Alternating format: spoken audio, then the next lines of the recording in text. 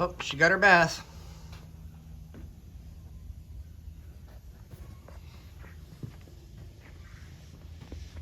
About 5, maybe 6 or 7 years worth of sitting.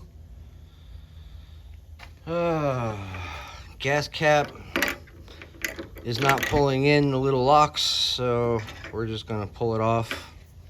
Gas smells absolutely horrible. Actually, I'm gonna jump in here and say don't forget, hit that subscribe button. End of the video, she's running, so make sure you watch it all the way to the end. And comments, guys, comments. Throw some opinions in there, make some noise. Really appreciate it. See you in the next one, and keep watching. 04 GSXR600. I'm not turning the key on because I don't want whatever's in the fuel tank to go through the fuel system. And the lock catches the tank. Oh, wondrous. Fun. Here we go. Vacuum pumping out, 5 years of nastiness. This stuff smells horrible.